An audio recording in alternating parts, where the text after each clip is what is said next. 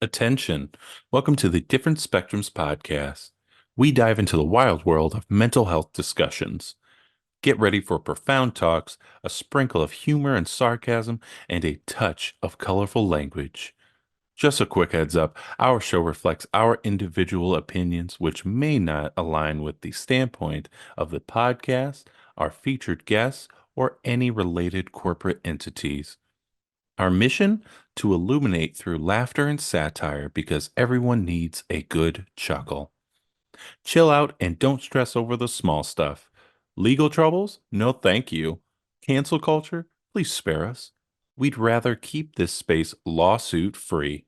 So buckle up, have a good time, and join us as we navigate the vibrant realm of mental health on the Different Spectrums podcast. Today's episode is sponsored by BetterHelp. BetterHelp connects you with a licensed therapist who is trained to listen and give you helpful, unbiased advice. By using our link, you can get 10% off your first month of therapy. So, Naz, as a therapist on BetterHelp, what has your experience been like? I've been doing it since January 2021, and it's been really fun and exciting. I've been able to reach clients all over the United States and the world. I've had good relationships. I've had folks that I've had for a couple months and a good handful where I've had for almost 2 years now. So it's magnificent. I've enjoyed my time and my clients. I love them. Awesome. You can do it all from your phone or computer via phone call, video chat, or messaging, however you feel the most comfortable. Let BetterHelp connect you to a therapist who can support you all from the comfort of your own home. Visit betterhelp.com/DSP or choose Different Spectrums podcast during sign up and enjoy a special discount on your first month.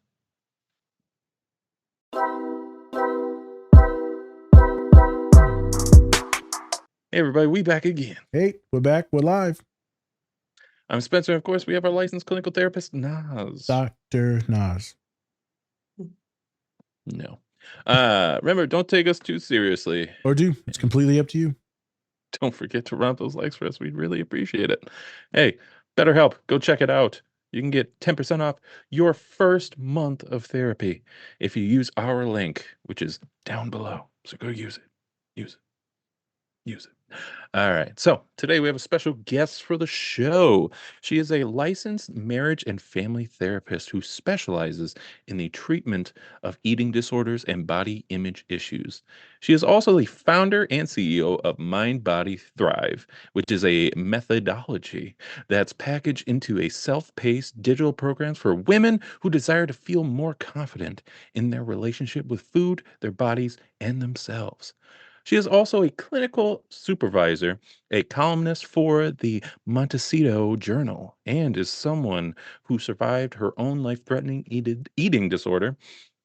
She is openly shares her path to recovery and the useful tools she learned along the way in order to help others thrive in both mind and body. And also son's rigid diets and food obsession. Please welcome to the show, Rebecca Capps. Welcome. Welcome. Thank you so much for having me here. I feel like we're already fast friends. Hey. Lots of giggles. Yeah. Hey, it's my trade. I sell the giggles. We'll never text you after this. All right. Anyway. I make it as soon as I get you to laugh once, I'm done with you. You're out. And get out. I got you. You're too easy. You're too easy. I got my... That's for real. All right. Okay. No, just let it going. go. Today we are doing the movie Black Swan. Black Swan. Featuring Natalie Portman and a little special guest, Sebastian Stan, our favorite Captain America. Not Captain America, but you know, he's Winter Soldier. It's all different. Captain America. I like brothers. Or the white. Was he like the white tiger or something? I think, like when he's in Wakanda, he's like the white tiger or something. I don't know. Yeah, why we always go right to race when we got superheroes? You the black pigeon. They called him white. I don't know. White tiger. I don't understand it. Hey, look, Black Panther, white tiger. And they say I'm racist when I call my friend Black Mike. You are. It's either short or black. No in between. So we're gonna be taking a look at a few different things. We're gonna be taking a look at eating disorders, body images, a hallucinations are in there as well, psychosis, Yep. and how they kind of all blend together. Should be a fun one, but Nas, anything before we get into the show? So hopefully people pay attention to this.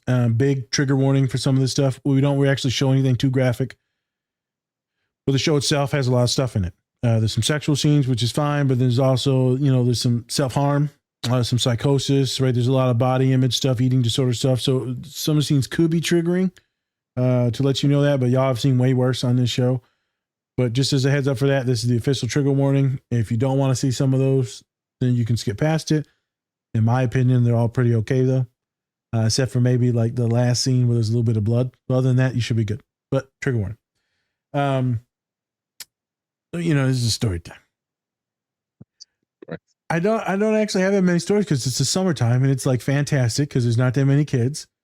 Yay. So it's nice to have a little bit of time off as a therapist. You don't ever get that time off. So I'd be able to hang out and do a few things and like finally actually message people about the podcast and like sign new people up and all that because, I'm not grounded into the dirt from all the mental health treatment. So why do I say this? Because, your therapist is probably busting their ass off. They got life. As Rebecca said, they've got their own issues that they're dealing with, right? They got clients, family, eating sort of stuff. We all got stuff. So be kind to your therapist, be patient. If it takes a while to get back to some emails, which has taken me in the last few months, just be kind. We never get you. As my boy in group therapy keeps reminding me, you forgot me twice. When I said, your ass keep talking so much and interrupting people, I thought you already talked. Shut up. Okay. Excited to get into the show. There's a lot to cover, a lot to talk about. Serious pod, but I'm sure we're going to laugh because Rebecca's been co-signing everything. Let's do it. Whoop, whoop. Whoop, whoop.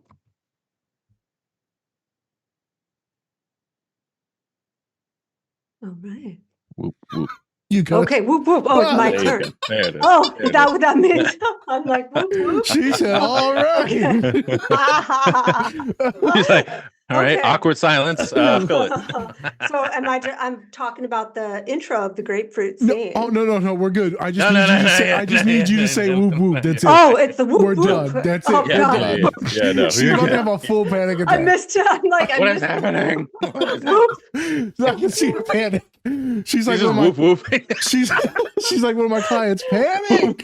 I'm definitely on the spectrum. I missed social All the cues. cues. You're good. All the cues. I literally just stared right at you. Okay. And you're just like, all right, well, let's get into the scene. No. Yeah. No. Okay. We're starting the show now. Look how pink, so pretty. Pretty. You're in a good mood. He promised to feature me more this season. Well, he certainly should. You've been there long enough. And you're the most dedicated dancer in the company. Up. What's that? What? There. Nothing. Sure you don't want me to come with you? You sweet girl.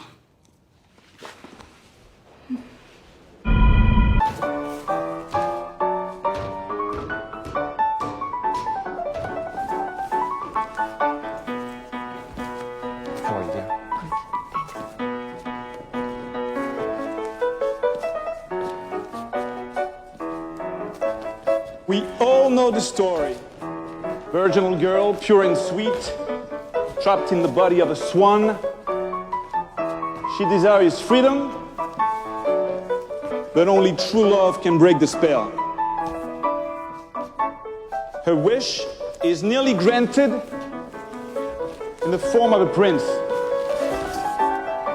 But before he can declare his love, her lustful twin, the Black Swan, tricks and seduces him. Devastated, the White Swan leaps off a cliff, killing herself, and in death finds freedom.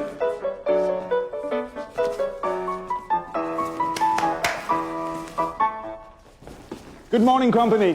Good morning. We open our season with Swan Lake.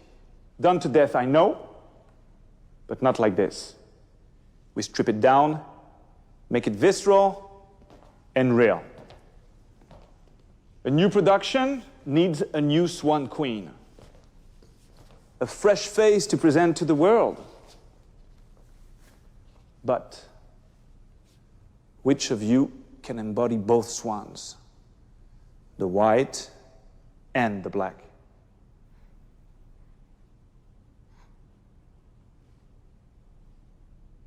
All the soloists I tapped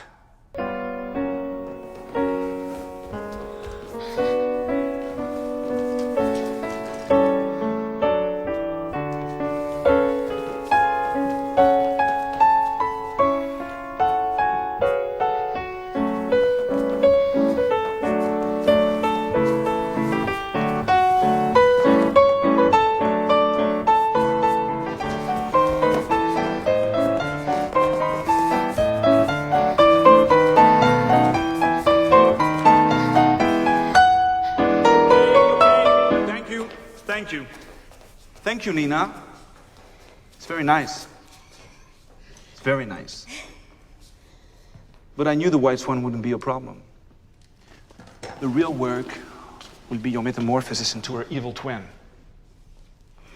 And I know I saw a flash of her yesterday.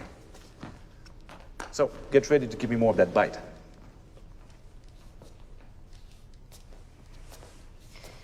Ground us a little. I don't want there to be any boundaries between us. No, me neither. Good. So, you got a boyfriend? No. And you had many in the past? A few, but no one serious. You're not a virgin, are you? No. Oh, so there's nothing to be embarrassed about.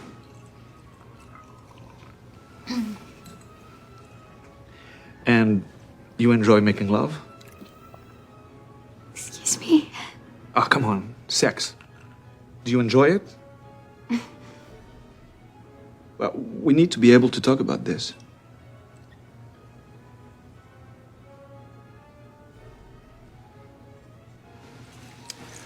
I got a little homework assignment for you. Go home and touch yourself. Live a little. You know it? No, not really. Heard of it. What's it about? It's about a girl who gets turned into a swan, and she needs love to break the spell. Okay. But her prince falls for the wrong girl, and so she kills herself. So happy ending then. It's beautiful, actually. Like you. Huh? I said you're beautiful. That's funny. My hands are sweaty. Hey. Oh, hey. It looks like someone might be rolling. All right, come on. Come on, it's time to go dance.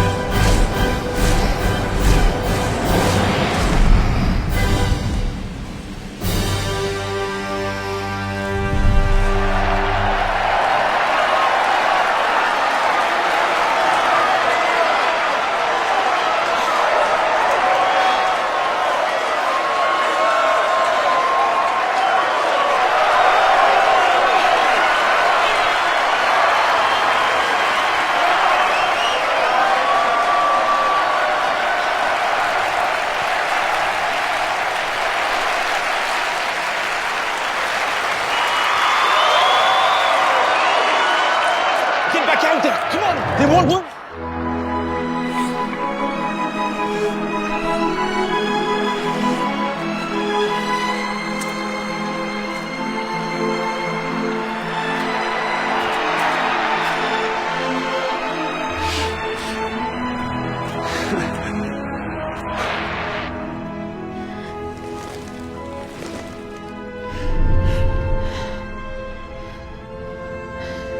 Great job. 15 to the last act.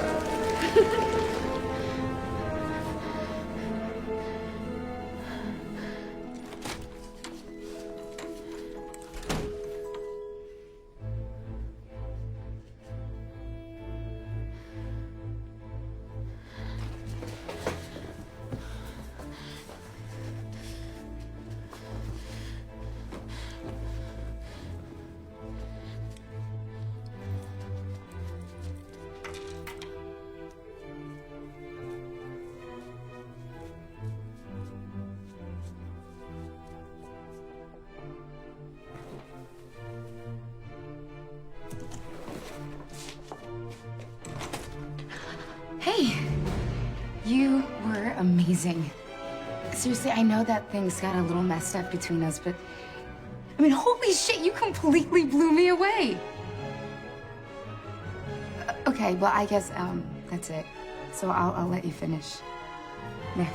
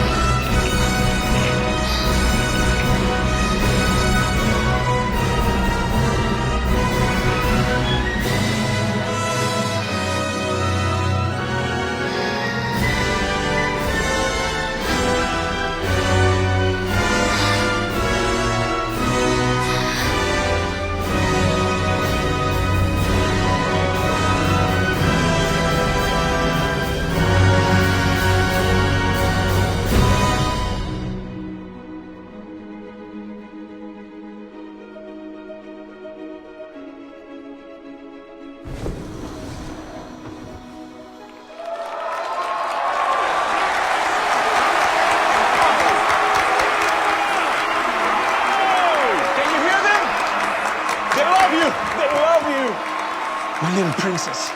I always knew you had it in you. Come on, let's take you back.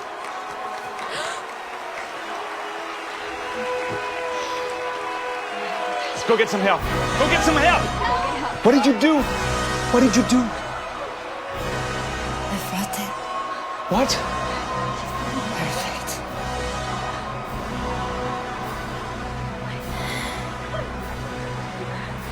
It was perfect.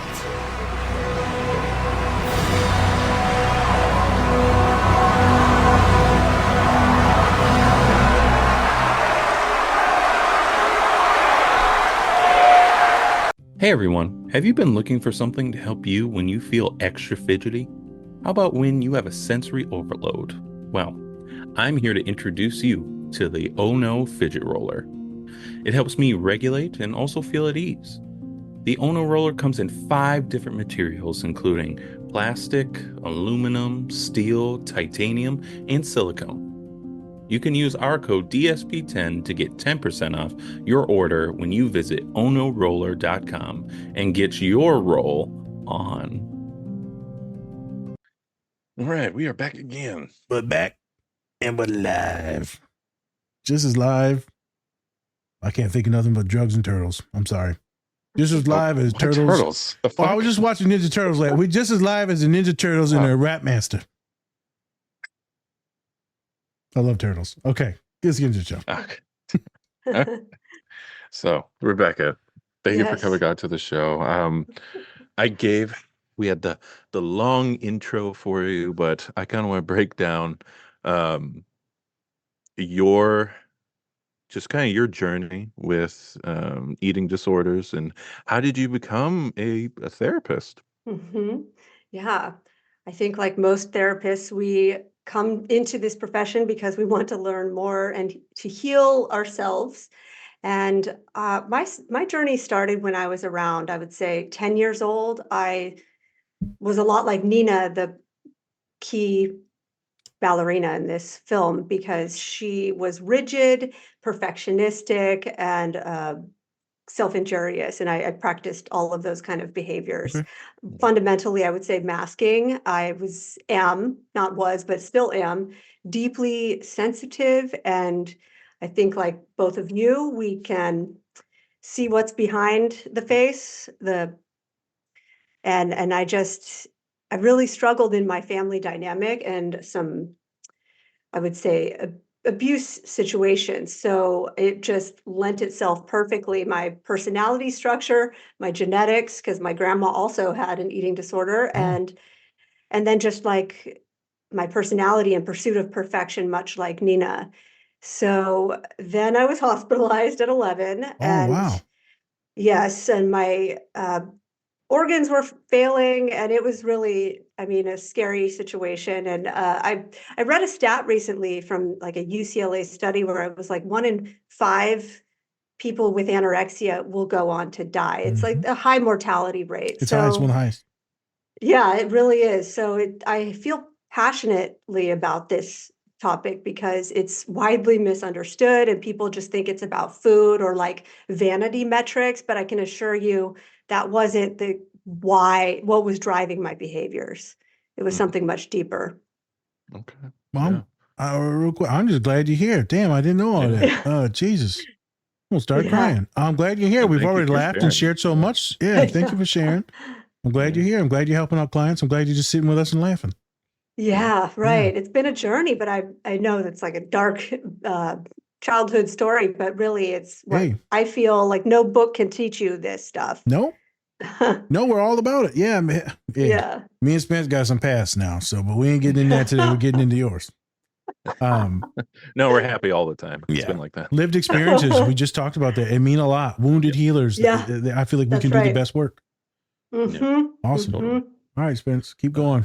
That was a good one. That was a good one there. Kind of what you said. I mean, are eating disorders genetic? I had no idea about that. Yeah, well, they say that there's like an 80% sort of risk because, first you're watching people in your family system. Like for me, it was my grandma just constantly on a diet, but Right. I think they're just wired people who like the anorexic profile, they're wired differently. And you guys were talking off the air about how it's likely you guys are assessing for things like the spectrum issues or OCD or Yep. other correlating Things. mental health diagnoses, because it's often a dual diagnosis issue. Right. But what do they say? It's like genetics loads the gun, but environment really pulls the trigger. So I think it's they say that's like biopsychosocial, Yep. which sounds like gobbledygook, but right, it's a little bit of both. Nature and nurture. Okay, yeah. You know, I work at a school, so I can't use that gun metaphor now, you know. Oh, right. Yeah, but Don't use it. we're not using that one. But that's a good one. It loads the gun, and then life experiences, well, that's what pulls the trigger and can lead to a lot of intense stuff. I like that. Yeah. Yep, Yeah. I like that. You could say like it dunks the Chicken bubble nugget? thing into the bubble solution, and then yeah, That's well, right. I like that visual. Yeah, so nature versus nurture, big. That's it, with a lot of different things. Yes. I think we'll get into it later too. I feel like there's a lot of gender stuff that's in this stuff too. There's some sports and there's a lot of nature stuff that's in this, or nurture. I meant nurture meaning your lived experiences and the people around you. Nature being like genetics. So, good question. So could you tell us a little bit more about Mind Body Thrive? Yeah, What what's is that? And how do people sign up for that? They can go to mindbodythrive.com. Well, okay, so what it is after, I have my clinical work, but I was finding that there needs to be more of a focus on prevention instead of just like treating the symptoms. And I wanted to catch women in their early stage of like, they're in the diet binge cycle versus like a full-blown eating disorder, so that they can understand that their diet is actually what's creating their sickness, because you're going to likely go into an eating disorder, especially if you have the genetic predisposition for it, and then just the nurture part that we were talking about. So it's a platform of digital courses that they can take that, again, this is for people who are not clinically diagnosed with an eating disorder because they're medical issues. But it's more for, prevention and treatment and ways that they can adequately nourish themselves, to learn how to adequately nourish themselves. That's not on that like black and white scale where they're all in, all out with food. What's this this thing I hear about this diet binge? What's this cycle stuff? Is that common? Has that always been around, or is that more of like a new thing? I would think it's always been around, but the terminology is now there, because I found it within myself where when I was younger, I would just restrict all day, like not eat anything, really just overly and obsessively work out, pushing my body to the limits. And then what do you do at night? At night, you are in the fridge, just ravenous. So it's just that yo-yo dieting kind of stuff. And diets don't work in the long term, because when the women finally come into my office, or at least the therapy office, they are dealing with thyroid issues, autoimmune conditions, amenorrhea, which is loss of period. The list goes on and on. So we need to find a more sustainable way of nourishing ourselves. Yeah, Makes sense. totally. Because there's some good clinical stuff here. So do you see, is it only women that you see, or do you also treat some males? I do treat males, but in terms of like marketing and like my identified client, it's females. Yeah. But men are not exempt. No. Yeah. So do you see any difference in the way it presents? Because I myself have a few clients that are have eating disorders. And so I wonder, what is your perspective? People hear from me enough. I think that men are socialized to believe they need to be like, for lack of better words, I don't know if this is the right term, but like beefier, or like I'm thinking like that sort of thing. Whereas the women are more like they take up as little space as possible in every way, not just their bodies. So that's kind of how I would state that there are the differences. Okay. This might be a question that Spence probably wouldn't ask, but when you come into like therapy and you said there's a lot of things involved, So when I've done it, there's a lot of other people that got their hands in the therapeutic jar. So if someone does have an eating disorder, who's part of this team that helps them? Is it just the therapist? Who else? Really good question and an important question. First and foremost, I start with the medical because, I mean, you just have to rule that out. Depending on their age, it's either a pediatrician or their primary care. I do like to weave in naturopaths because they tend to go a little deeper with the functional medicine. Because if they're binging or purging, for example, they're likely low on aminos and certain like key vitamins and nutrients, and that can mimic mood disorders. So, I just want to rule that kind of stuff out just to make sure that it's not a medical issue first. So I weave in a doctor. Sometimes we can do registered dietitians if they want, and just things like that. Okay. Yeah. And a dietitian, sometimes maybe it could be a nurse practitioner too, right? I assume maybe if they got, I know I've heard some folks with their personal trainers. So that way they're not overexerting themselves. This is more at the collegiate level with my athletes. So we've got their strength and conditioning coaches usually weaved in. Their athletic trainers usually weaved in because, they're passing out at practice, right? I mean, it can be very dangerous. Very dangerous. Have you run into any issues with doctors wanting to see the kids? Because I've got some doctors that don't want to treat my clients because they believe that they need to be an inpatient. Generally speaking, a lot of people, including doctors, don't want to touch eating disorders because they're challenging, and I'll give them that. And it really requires a niched focus and a deeper understanding. And what I will say, without disparaging, it's not like a global statement that I'm about to say, but I've had clients come into my office where they were triggered by like their doctor saying something about their BMI, and just that being the quote unquote barometer for health. And it was triggering. But, I can tell you for a fact that I've had clients come to me who meet the BMI, and they're secretly doing cocaine and smoking cigarettes and taking laxatives just to be thin. So that's not the key indicator for health, No, obviously. Yeah. Yeah. Have you seen anything like they have this new like soda out called like Poppy, where it's like Oh, yeah. it's like high in fiber. Like you should only drink like one can maybe a day because it's so high in fiber. Have you Right. seen that like kind of track in at all? I just learned about that because I'm obsessed with its kind of rival Olipop. Oh yeah.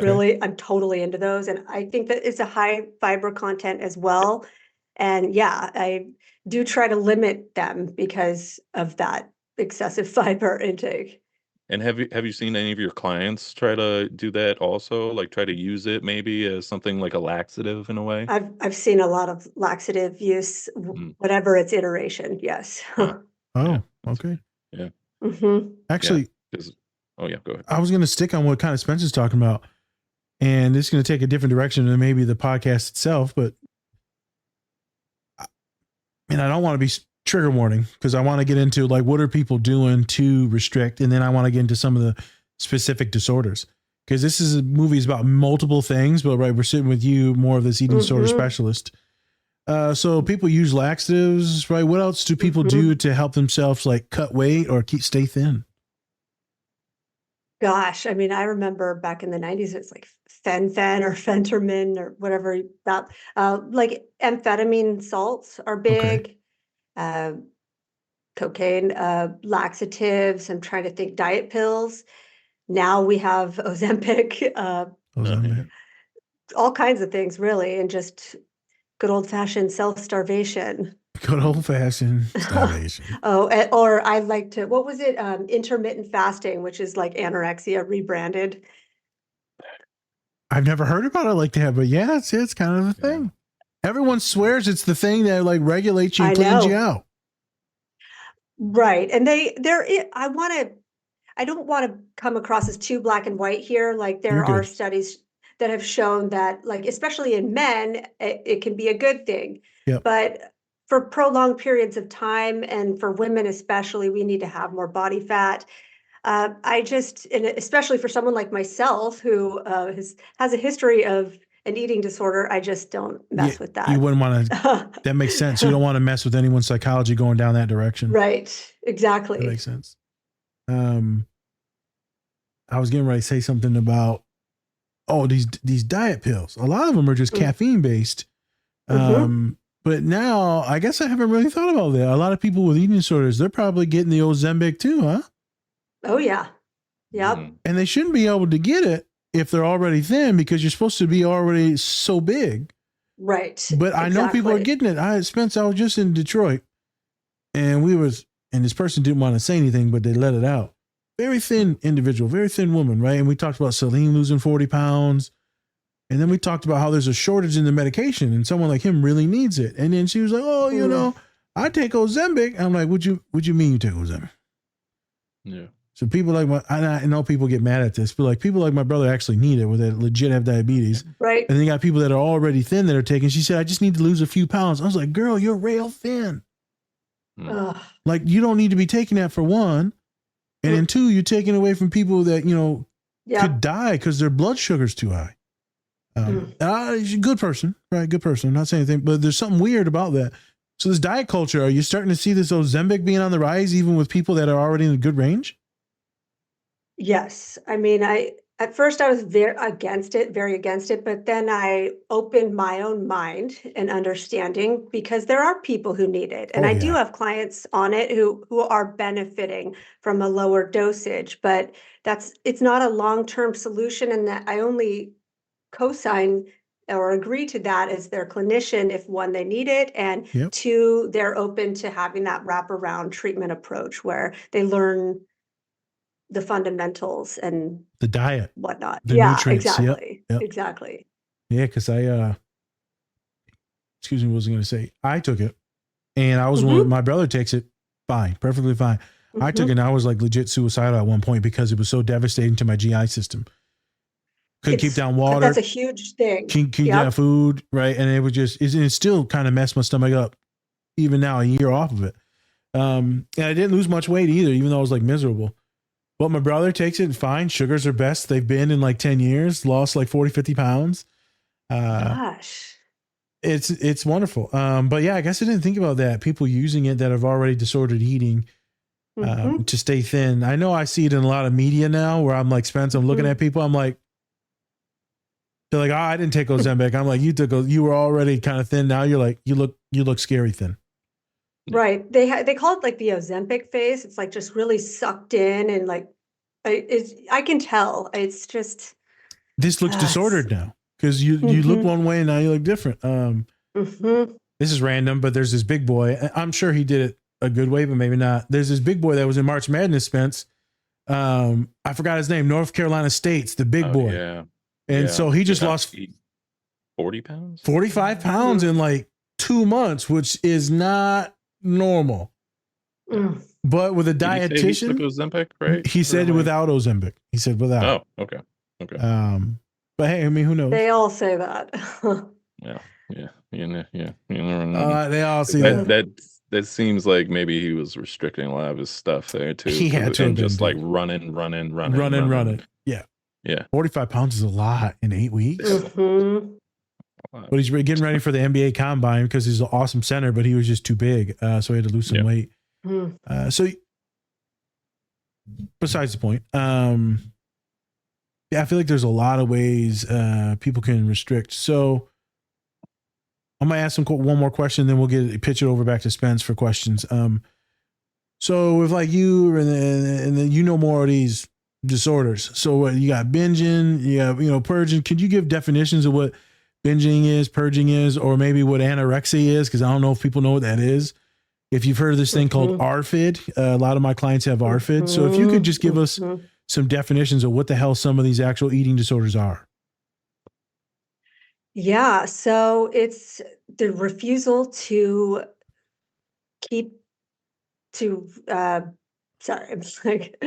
refusal to keep on your body weight. Like I think it's like 80%. I'm trying to remember the number, like a refusal to keep 80% of your body weight for anorexia. And it's marked by identity disturbances and restrictive eating.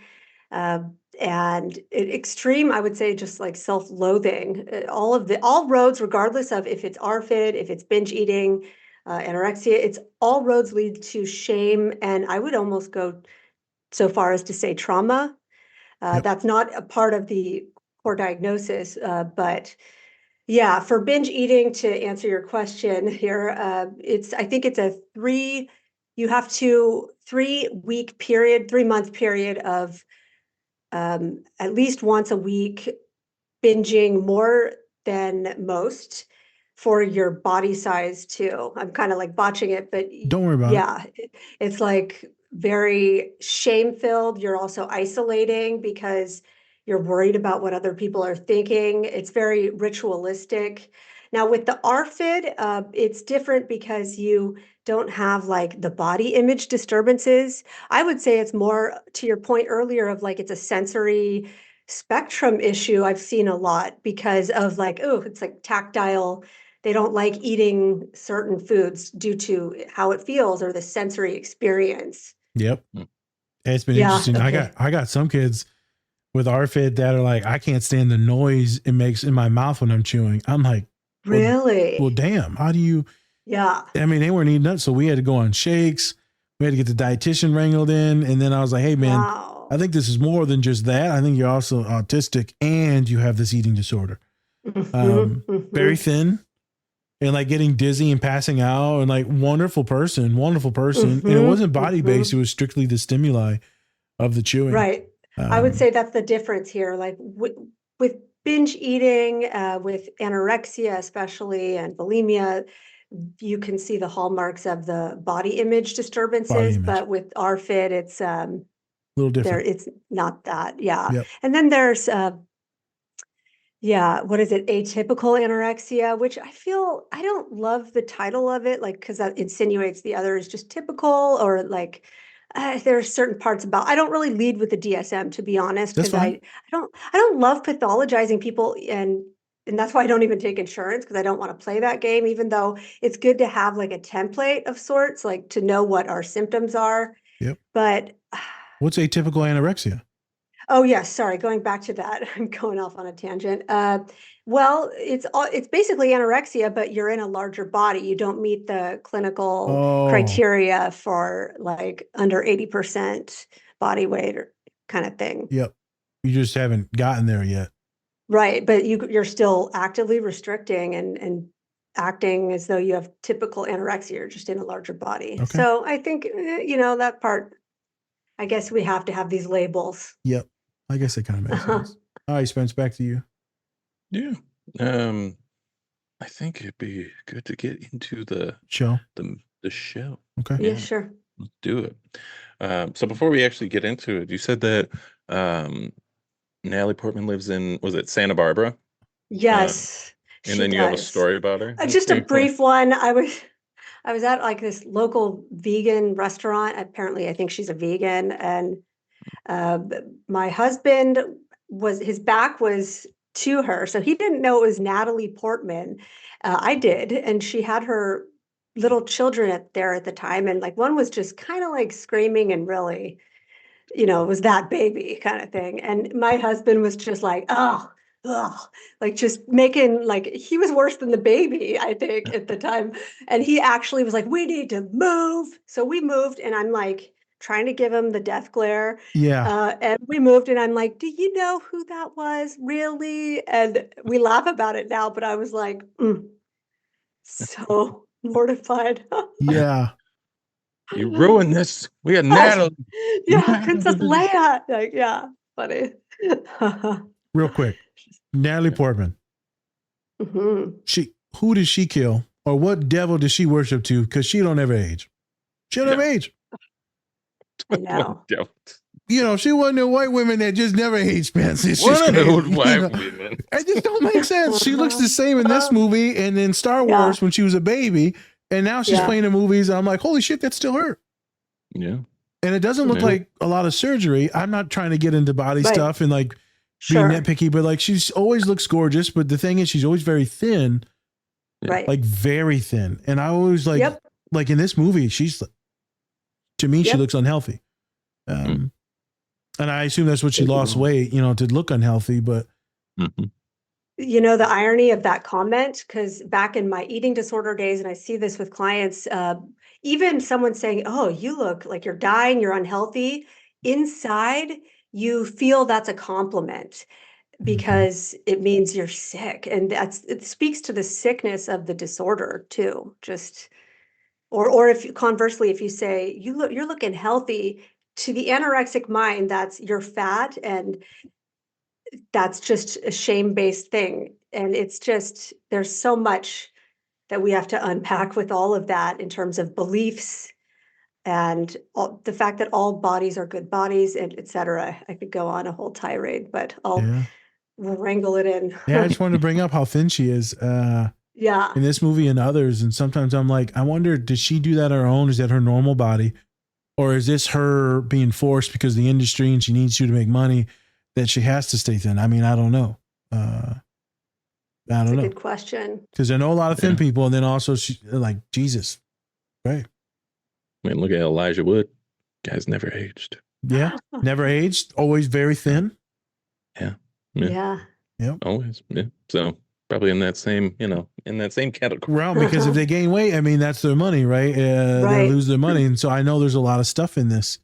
Mhm. And Yeah. I just think about it. Sometimes I feel sad for some people when I see that are very thin in movies. I'm like, oh my God, are you okay? Mhm. Mhm. Yeah, and I don't know if that's a judgy thing to say. I'm just like, it just doesn't look happy to me because they're so Right. thin. But some of my clients are just naturally very thin, and I'll get into that later in the show on how some thin folks, the people are always saying, oh, you must have an eating disorder. And my clients will be like, I'm just a normal woman living my life, and I just happen to be thin. Mhm. And so it leads into a lot of weird behaviors. So we'll get into that in a minute. As we pivot into these, or Spencer, did you have more questions? No. Yeah. As we pivot into the scenes, you picked this movie. Why'd you pick this movie? But then we'll get into the grapefruit. Right. Why did I pick it? I would say, I mean, it's not totally reflective of my own journey, but I see these common themes and archetypal representations in my clients. I think Darren Aronofsky really did a great job of directing this movie and capturing the experience of what it's like to be in this rigid, ballerina kind of lifestyle where there's just an intense pressure that is coming from others and also intrinsically. So, and also I'm kind of intense myself. I'm a little extra. That little innocent laugh there. Ha ha. Mwahaha. Yes. Murder. Yeah. You only adopted the dark. Yeah. I was born in it. molded by it. Molded. Molded by it. Sorry. Actually, before we get into that was actually good. Before we get into the actual grapefruit of it all. Oh, I lost it. It was a thing about the movie in eating disorders. I had it and then I lost it. Wow. Yeah, lost it with that pun, didn't you? I did. Yeah. I love, as soon as I was like, oh, I'm smart. You like good grapefruit, The grapefruit, it was about the movie and eating disorders. I'll come back to it. All right. So this is why you picked the movie, right? It's a very good depiction and all that stuff. And then you open us up with kind of like this first scene. Well, what was your reasoning for like that? Well, I think it sets the tone beautifully for viewers to see how this restrictive eating plays out. Like, how sad would it be to just have a grapefruit every day for breakfast? And that's the experience too. It's like, as you get deeper and deeper into your eating disorder, so many foods get cut out, and it's just really challenging. And then there's this critical mother that can often be the case too, where there are family dynamics that are creating or upholding the eating disorder self. And you see that with she and her mom, who basically is, I would say, living vicariously through her, because she was like apparently this, you get these clips in the movie where she's like this failed dancer. So she's just pressuring Natalie Portman or Nina a lot. But in this scene, I liked it too because it showed some of the cutting or the scratching that she did, Oh, and that's what that was. the body-based repetitive behaviors, which I actually had that too when I was in my eating disorder, where it was not to like hurt myself or unalive myself. I don't know what is allowed on YouTube here, but just I practiced it because of it was like stress relief and basically feeling like you always have to be perfect or masking and being everything to other people versus like letting your freak flag or real self fly, let's just say. We freaks here. Yeah. Woo! Pervert. Certified pervert. I'm kind of curious, like when you're having like sessions with these kids, do you ever have like the parents come in during a session and kind of talk with you and like and then you're like, oh shit, It's real. like I see where it's rooted from. That's a great question. And yes, I do if they're open to it, because a common thing that happens, especially when I was working on treatment teams where there was like intensive outpatient stuff, like they were getting better, these patients, but then you plop them back into their environment and guess what? There are all kinds of like secondary gains with these behaviors. So yes, to answer your question, I think if they are open to it, I do have them in on sessions Yeah. because they need to see how they are enabling or participating and upholding the problem, or even talking about their own bodies and food. Yeah.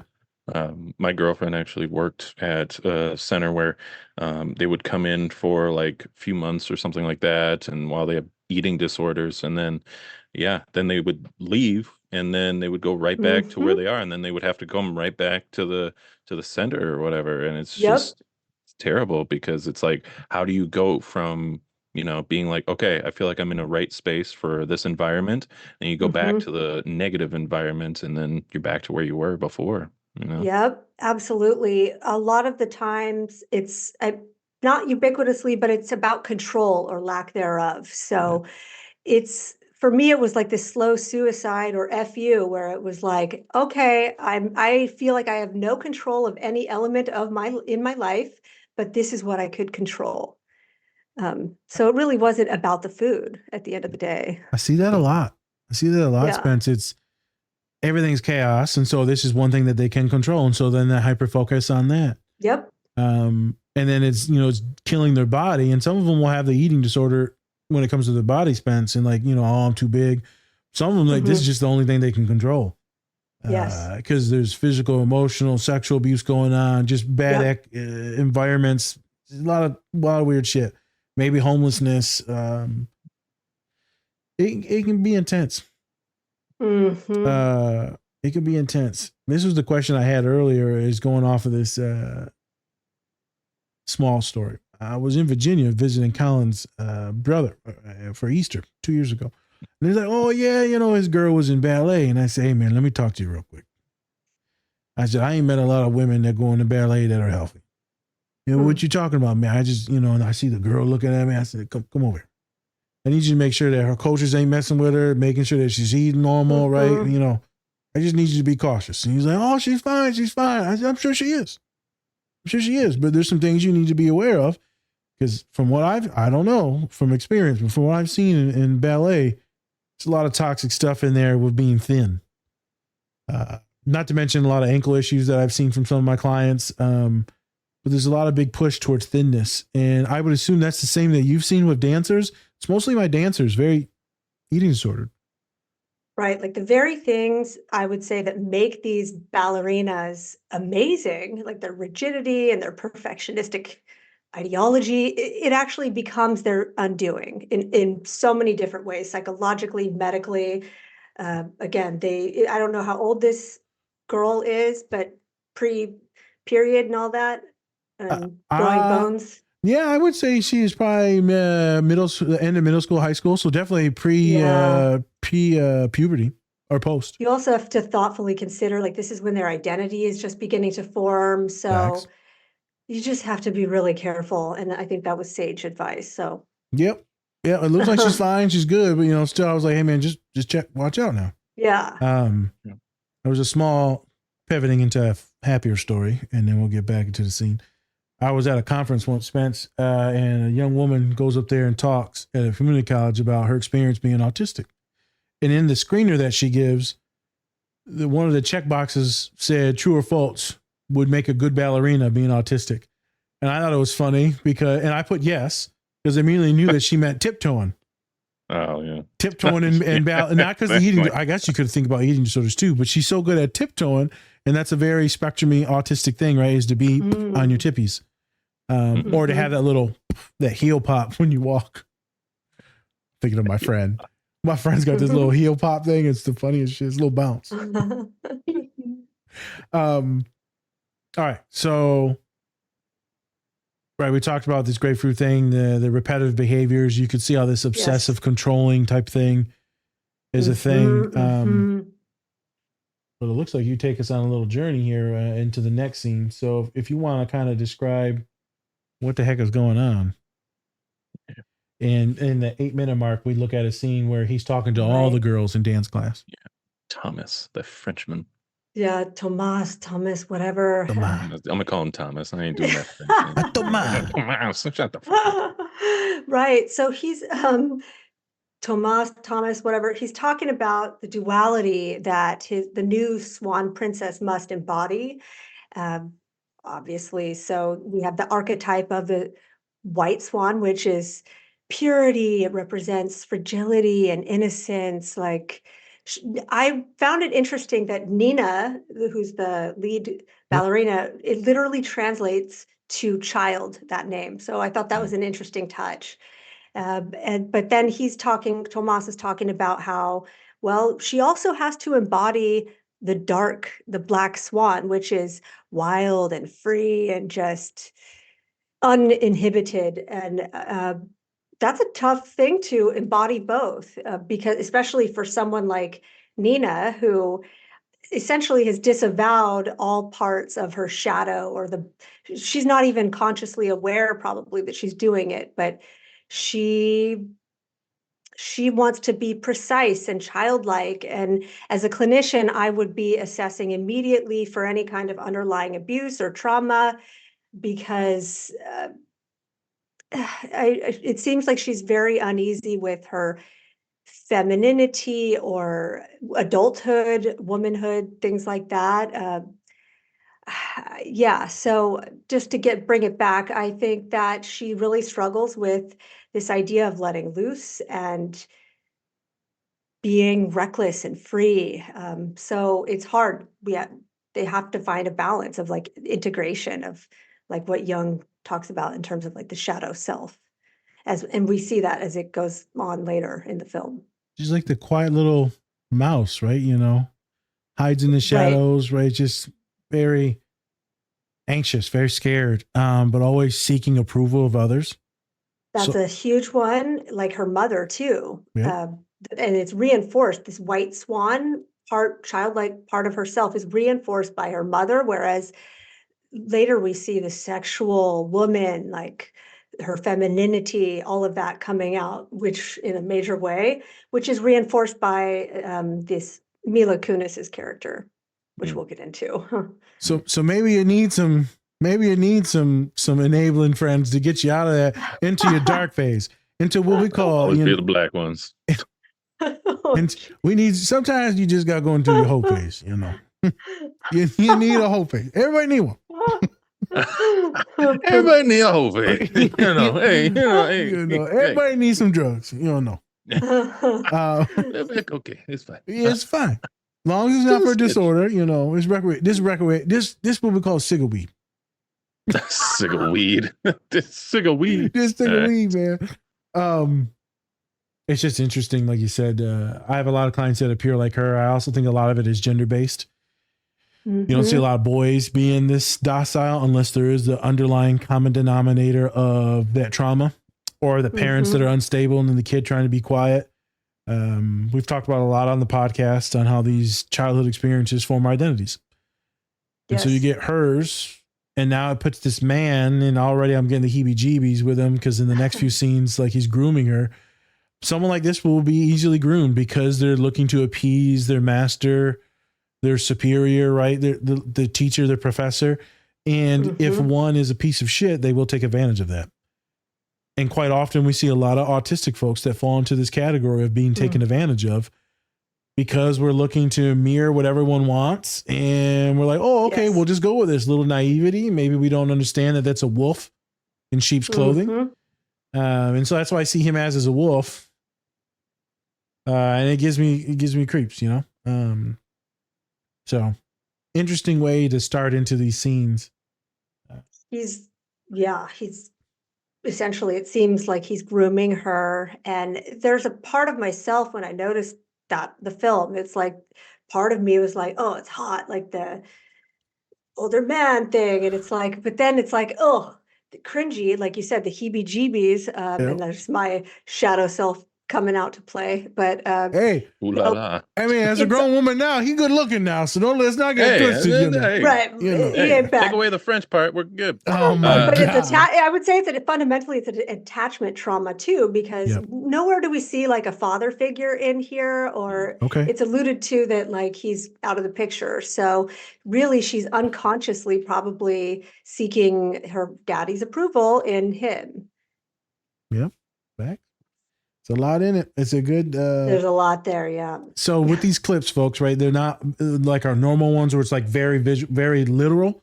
That you can take things from. We're talking about kind of the peripheries around some of these scenes that we're watching, just in case the scenes don't fully make sense. So as we slide into minute 27. What's that? That's when he's when she's dancing. Oh, this is when she's dancing. Why'd you pick this scene? I was actually a little bit confused. So she's dancing, and then he's like, "Oh, you can do the white one, but not the Black Swan." Why'd you pick this scene? Because she looked like she was killing it. She's precise. I mean, she's a beautiful dancer, technically speaking, and he comments on that. And I felt like it portrays beautifully the anorexic experience of like striving for perfection in all things, prepping all the notes, like just all the right, like just being very perfectionistic type A. But there's a part of perfection, at least for this role, that requires letting go and surrendering. And that's the part I wanted viewers to see that she's really struggling with. And in order for her to nail this role, she must integrate both. And actually allow the shadow self to emerge, or at least to be open to not just showing her persona or what she's trying to portray to others, which is this image of perfection. All I can think of is how the hell do you get a client to, go over to that side? How do you get them to immerse themselves? Shadow work. To do shadow, or just to become a little bit different, to try something new. The other day I told a client, you can't always have people pushing you to do shit. Like, you just need to do this. So how do you get someone to nudge over and break out of that perfection and maybe stay up too late or not do their homework or wear something a little more risque? Great question. I like to think of it as like the hierarchy of triggers. So instead of just going 0 to 100, like we start with, okay, where can you start speaking up? Like often it's like a throat chakra kind of thing where they're just not letting, you're like, oh, chakras now. No, but really they don't speak up about their needs. They're always trying to please and pander to everyone, which I'm sure is common for being on the spectrum too. So I start with building smaller goals of just where could you speak up and set boundaries and state your needs? What are they? Do you even know them? Because after a while, you're catering to everyone and not yourself, that you don't even know yourself. You've watered yourself down so much that it's just tough. So we start there. Oftentimes, my clients are very studious, so they like journal prompts, things like that. I love Jungian psychology a lot, so we just really go there in terms of the psyche and dream interpretation too. Okay. Yeah, that's building those small steps. First, you're right, identifying. So we almost got too far ahead. Is like setting the boundary or like talking or stepping up. We just got to figure out what the hell you even want to step up for. That's right. Or how you feel like you are being taken advantage of or burned out. Everyone says they're burned out. And then you start digging into what does this burned out mean? Why am I breaking down at the end of the day? Why am I itching or scratching or plucking my eyebrows? Why am I restricting? I don't really care what you're doing. I want to know why it's happening. Yes. And then we go back to putting in interventions. So you were right. Sometimes it's just saying small stuff like, hey, man, can maybe you say this one thing to your best friend who you know won't get mad at you? Yeah. You know, maybe we can start there. Maybe we can like say no to like 1 out of every 5 or 10 people. Some of my clients like to have numbers. That way they can put a number to it. So I'm like, oh shit, this to fit. I gotta say no now. I'm fucked. I'm sorry, Dad. You're gonna have to die. Plug in the ventilator. No, they said I couldn't do it. No, can't do it. Sorry. I can't let my therapist down. It's either you or him. You can't tell me what to do. Dead. But you start small, man, and you'd be surprised where it can lead to. Clients start getting a couple wins, right? They start saying, and then they're like, "Oh shit!" They're like, "I feel way better now." And sometimes it's just like, "Hey, man, we're gonna get into the next scene." Is I don't know if I want to go to that loud ass bar, that hot, sticky, sweaty, musty ass, you know, or maybe I don't want a bunch of gross dudes like looking at me or like grinding on me, you know. Maybe all right, clients with back issues. And I'm like, maybe we go to a place where you can sit down, girl. You ain't got to stand up the whole time. Ask them to let's go sit at a sit down pub.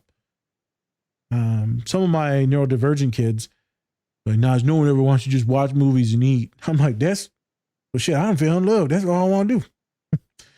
So I'm like, girl, there's a bunch of big boys out there now that just want to watch movies and eat. And I'm like, so you need to think about the man you're talking to. All you need is the love of a thick boy, and you're good. Hey, we ain't cheating on you because we're too tired to do that. You know, man. We think about food. We ain't think about no. You think I'm trying to go over there? Yeah. Can she cook? I might.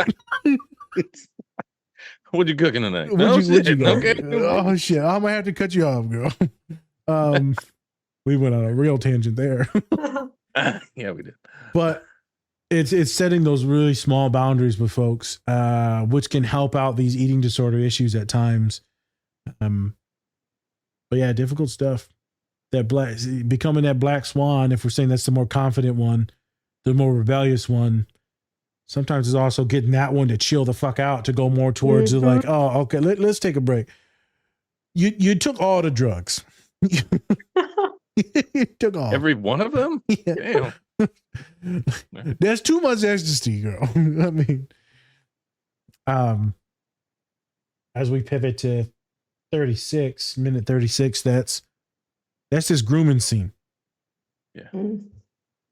I don't know why you picked that one. I know why you picked it out, but I don't know why you picked it out, because it ain't got nothing to do with eating disorders there. Rebecca. Well, I would actually push up against that, because the stats that we do know for people who have at least 51%, I believe is the stat, where individuals with eating disorders have experienced some level of sexual abuse in general, right? Like I personally score very higher on the ACEs test. Yep. So there is that, and that lends itself to what we see in this scene, and the susceptibility for, like you were saying earlier, of being groomed or being naive to these kind of power differentials, and not being able, like, clearly she was kind of uncomfortable with this questioning, like, come on, as we'll see, viewers will see in it, but just he's asking all kinds of inappropriate things, and she's just kind of giggling awkwardly. So I don't know, what was the question that you were asking? I don't know. All I know is deep, aren't we? In all I know is dude's creepy as shit. And the whole time I'm thinking, if I was to do this to a client, right, it'd be horrific. I'd be sued and litigated against. I'm not even worried about that. I'm thinking like women. Specifically women, but it happens to men too, but specifically women. I wonder how often they got to run into someone that's subtly pushing that boundary, pushing that boundary, pushing that boundary. all the time. Mhm. All the time. Because you're It's just I you're make testing to see where they are. Like, oh, are they gonna fall for it? yeah, are they No, they gonna didn't. allow me No. to keep going and going? And that's what I was thinking the whole time is like, girl, you got to stop him. And then I was also thinking like, Mhm. dude, what gives you the balls to do this? Like, why?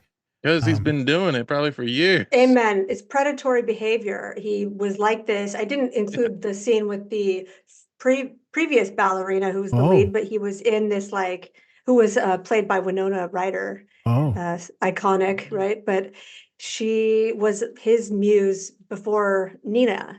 So yeah, it's a theme. He's a predator and it's glorified in this culture. Like I don't, not to go on too much of a tangent, but Go it's ahead. like here we see like Diddy now. It's like this has been decades of him doing this. So the structure in our culture actually holds this kind of behavior in place. So I don't so Hey, I don't know. I'm with it, homie. I mean, and you know, I'm really not trying to do this. It's going to sound weird, but I think everyone in that power range does that. Doesn't matter what gender.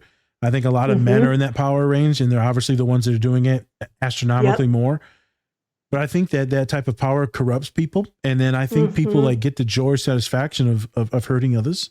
I don't know what the psychology is when you obtain power, or maybe is it only people like that obtain power because everyone else doesn't really give a shit about it. All I know is that you see so many of these people hurt people. You got even Ellen DeGeneres and Lizzo, and they're just demonstrative, just hurting people. And you're like, and all these dudes, you got the Weinsteins and all that. And I'm like, where does this psychopathy come from? Is this just what humans devolve into? I don't think so. I don't think so. I don't think if us here on the podcast were to get power and then we would abuse it. I also know that it's a weird statistic, but there's a lot of folks that get abused that end up do perpetuate some of the stuff later in life when it comes to like violence, sexual violence. Yeah. But majority of us, because we know what pain is, sadness is, suicidality is, we never want to hurt anyone. We never want to even think about hurting someone because we know how devastating it is. It's like the whole Robin Williams thing is like, I always want to make people smile because I know how sad the world is. And I was like, oh, this is me. Oh, I know. I knew his assistant, Robin Williams, and she said he was the nicest man. Come on. Exactly what you would think, right? And may he rest in peace. Yeah, rest in peace. Rebecca connected. Rebecca, how you know all these people, Rebecca? Were you like I just met Natalie, you know. Were you in show business, Rebecca? What's going on? So my family's in politics, which is a whole other podcast episode. And then also just I live in Santa Barbara, which is by Montecito. And Oprah lives here, the Royals. It's kind of a whole thing, right? Wait a minute. So, but you trying to hook us up with Oprah? Like, what the fuck? Hey, my old boss was on Oprah back. My old boss was on Oprah back in the 80s. That's so cool. Hey, so Rebecca, we got one of them. Is you rich? Is you Rebecca, that laugh was the richest laugh I've ever heard in my goddamn life. It's not rich to me. It's rich to you. I you am. Poor bastard. I do well for myself. You're like, I knew it. I've got insurance. I just have a few Ferraris. It's fine. I'm rich in the ways that matter, okay? Oh, here we go. There you go. There you Bring it back. Yeah, bring it back. Let's not talk about it. How many clients do you have? Talk about how much you make. Girl, what's your social number? There's some commas in there. Commas. Hey, that's awesome. Yeah, that's great. Well, you're right, man. That grooming stuff is weird. Spence, were you getting the heebie-jeebies? Because yeah. I was like, I can't believe he kept going further and further and further. That fucking accent too. Oh, of course, right? I mean, you know, oui. Hey, what'd you think about that last comment he said? What do you say again? Freaking. I need you to go home and. Oh yeah, and masturbate. Slightly weird, especially since he's just a director for the ballerina. You're like, who are you? You're supposed to teach me how to dance. I know. What You're not supposed to teach me how to do that. The fuck? You got to free But I yourself. need you to, but then also with that, I mean, it's not only just the fact that he's trying to get something sexual. It's like we've said, it's a power thing, and he's trying to be like, oh yeah, I'm artistically trying to get you to be different. And you're just like, you're so full of shit. Yep. You're just full of shit. Because it is, because he keeps on escalating the questions every time. He's Yep. like, oh, what do you want to do this? Do this? Have you ever done this? Are you a virgin? Oh no, maybe. Even though it's like probably is, even though she probably lied, because you don't want to come off as that innocent, even though she does come off that innocent, Yep. right? And yeah, it's manipulative, and it's like that. When we talk about manipulation, like that word gets thrown out a lot. Yep. Like, this is manipulation. Like, Mm-hmm. he's using his power to get her to do something that she's not comfortable with. Yep. Like, that's like Wrong. manipulation. And Yeah. I would say even if they were on the same level, let's just say they're just in the dorms, in the one, Right. and someone doesn't matter what gender, but if the hey, it starts over here and say, oh, you date anyone, and then it's next thing is like sexual. The next thing is like go home and do this, and so that leads them to and right. If I keep going, it could be triggering for folks, but leads you to more things. So you're right. That's pure pushing those boundaries, and if someone can't, they don't know what their boundaries are, like Rebecca talked about, it's dangerous. Right. He really uses that psychological manipulation to break down her inhibitions. And later in the film, he even like is pitting her against the other dancers just to invoke jealousy and self-doubt. And it's a whole thing. So yeah, you are spot on with that. You see it? The manipulation. Good thing. I'm glad that you fall back on that. I technically earlier when I said, what's this got to do with eating disorders? And you're like, no, stop. I did that on purpose because I knew it did, but I look at me. Look at you, like Black Swan in it. Yeah. Whoop, whoop. She's like, you know what? You're wrong. Devil's advocate. We like it. I had We to. love it. I'm a good manipulator. Jesus. I need them. Next scene. So we get into this. You wanted to show us this pub scene. I did. You wanted to show us the rave and the dark side. So real quick, Rebecca, did you eventually go to the dark side? You rebelled? Oh, did I rebel? Let's keep it dark side. Was it 12? Were you like 12, or because that was at 10, or was it this teenagers 20s? Because you ain't over like 27 right now, right? Because you're gorgeous. Oh, right. No, I'm pushing 40 here. Let's see. Get the fuck out of here. Are you? I am. Seriously? Yeah. Jesus. Looking good. Oh, Girl, I'm fucking 50. The fuck? Girl, what drugs you taking? I need them. Remember, I am drugs. No, okay. So going back to. Does that mean we need you? Let's go to Cali. I'm done. Sorry, I'm done. Go on. Okay. Sorry. So the question, the dark side. Okay. Yes. So yes, the pendulum, and I see this in my clients, and we see this in Nina, where the pendulum swings to the other side. And I had a lot of like poly substance kind of issues. And I was acting out. I was rebelling because I didn't do that. I mean, I was afraid to even cuss, or when I would bring home an A- or something like that, I'm like, I would focus in on that, and it was just catastrophic. That's the type of thinking, really. So after a while, I like to take almost like an IFS approach, internal family systems approach, where there was an exiled part of me that I was really trying to mitigate or cover up through the perfectionistic rigid kind of ways with food. But then inevitably there will be that firefighter part that is tired and just wants to, I just think of like this image of the firefighter with his hose, like going, I'm just gonna blast everything because I'm tired. So, and I did that with substances. You're laughing. It's I'm sorry. Just the wrong The image. Just so Oh. Fireman blasting his hose on.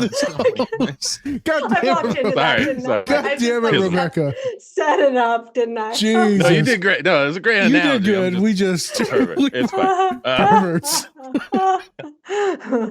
I just saw this really oiled up, tanned white man. Oh my God, I didn't go there. Mine was closed, just so you know. Yours- Mine was closed. mine was not closed. No. I'm sweating. I gotta take my glasses off. Oh, you guys are a kick. Oh, Jesus. Not on a Sunday, Jesus. Not on a Sunday. Oh, my Lanta. You need some tea? I'm so gay. Oh. I'm so gay. Okay. Yes, you are. Yes, you are. Back to the Okay. scene. And proud. All right, anyways. Yep.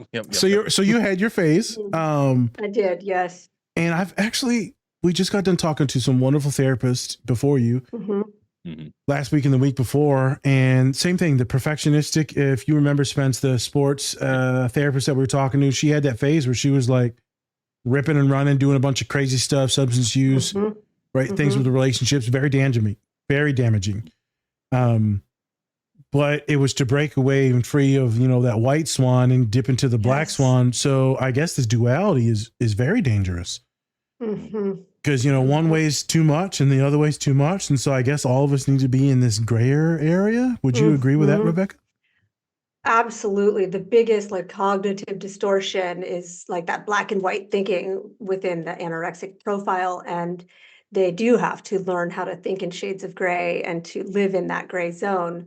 Because when the pendulum swings from the white to the dark, often I see a lot of the identification with the trauma or the darkness. So their identity is almost, or at least mine, I could speak for myself. I felt like I went from the shit, which was false and ego based, but to a piece of shit, basically. And I just was Facts. like, why not? Why even try? Yeah. So I was in that for quite some time. And then I'm sober now, but yeah, Yeah. it was quite something. I think that's what our other therapists multiple therapists have told us. We have a lot of therapists that have come on the pod that are now sober because of a lot of this trauma that they went through. Yeah. Yeah. And that film that we were doing was Daisy Jones and the Six, that Amazon film or TV show. Yeah. What band was that based off of, Spence? I thought it was Stevie Nicks. I forgot what band it was. Yeah, what was that band called? It's right on the top of my head. I Googled it, but it's based on them and their childhood traumas and a bunch of abandonment stuff, which later correlates with the, destructive behaviors, alcohol, drug usage. Fleetwood Mac. Fleetwood Sorry. Mac. That's what it was. Yeah. Yeah. So we see her, having a blast. You said she was doing ecstasy in this one. Yes. Yeah. Okay. So she's having some fun and you see her talking to this gorgeous man. Shout out Sebastian. I even like the name. White Tiger. White Tiger. As soon as That's the white. That's the white. Isn't She's going Sebastian to the also light. Nemo? No, What? that Nemo's Nemo. Who's Sebastian? Sebastian the Crab. That's Little Mermaid. Sebastian the Crab. What are you talking I don't know. about? Sebastian's a crab in one movie. He is in the Little Mermaid. There yeah. you go. As soon as you think of Yeah. Sebastian, I think of the crab. That was an autistic moment. Sorry. No, I've So- had a few already. She thought of the crab too. So we get her freaking out, but since she's getting sweaty, and then this cuts automatically to the bathroom. She's with a dude hooking up, and then she comes to and she's like, "What the hell am I doing?" And so it looks like she's a little bit dissociating. She's pretty wasted, Yes. wasted. And then she goes into the cab, and that's with the homegirl, Mila Kunis. Mila Kunis. Yeah. So why show this scene? And then I was going to talk about just one autistic moment that I had watching it. But why choose this scene? Well, we see that Lily is basically, who is played by Mila Kunis, is the opposite of Nina. And she's encouraging her to take the ecstasy and to let loose a little bit. And I picked it because it shows the beginning stage of Nina transitioning into the Black Swan and allowing herself to not live in that hypervigilant state. Obviously, it's substance induced, so that she could relax a little and have fun. But as we were just talking about, the pendulum swung and it's imbalanced, and that's often the case of this whole experience. So I picked it because it's also hot, and it talks about, or it touches on the sexuality piece that was repressed in the beginning phase of this. Correct. Mm. So I would say it is somewhat healthy to experiment, or Yes. to at least put yourself out there and to do Sure. things, right? Thinking of a lot of women that I talk to or men I talk to that haven't really dated much. I'm like, hey, I just need you to get on the app, just text. Well, I want to have sex. I said, I just need you to text. Why not? Yeah. Oh, sorry. I mean, we're not going right into like, penetrative stuff. I just need you to send a GIF. No, that's what the one kid Over said. the pants. Yeah. Right. I told the one kid, I said, girl, we're not hopping in bed with anyone. I was just trying to get you to work on conversation. Right. But some people will go so black and white. Mm-hmm. And I think there's a lot of healthy stuff in there to like work with and expose yourself to. So she gets exposed to some things. She's having some fun. Mm-hmm. I wondered if the eating disorder stuff can contribute to like that big pendulum switch more than just like other folks just growing. Do you think a lot of folks like have to have that rebellious phase, or do they always get stuck in the more precocious, shy, avoidant phase? I think it depends, but I think so too. with the anorexic, it just depends on if she's still in the anorexic mode, because that's really, to me, often like very childlike and denying yourself of all needs, not just food, Okay. kind of thing. Okay. Right? It's a denial of life, and that would include sex, sexuality, and just your body in general. Like I've heard clients say, I want to be bionic. I want to transcend my body. And we can't do that here, even though they have like a lot of willpower, but obviously the body is going to break down. And to be in relationship, we have to use our bodies. And I walked into that one too, didn't I? No, I didn't even think that was. No, Yeah, we were good. See, now you're overthinking Yeah, it. now you're No, the I'm pervert. totally overthinking it. I'm Yeah. a pervert. We're gonna clip that out, and I'm gonna tag you in that. Oh And then we're just gonna put a title, just perv. Completely joking. no. It's true. No, No, we're not. it's true. Well, look, she's trying to mirror us into what we're thinking. I'm just paying attention. I'm like, she's right. Yeah, she's right. Yeah. She's like,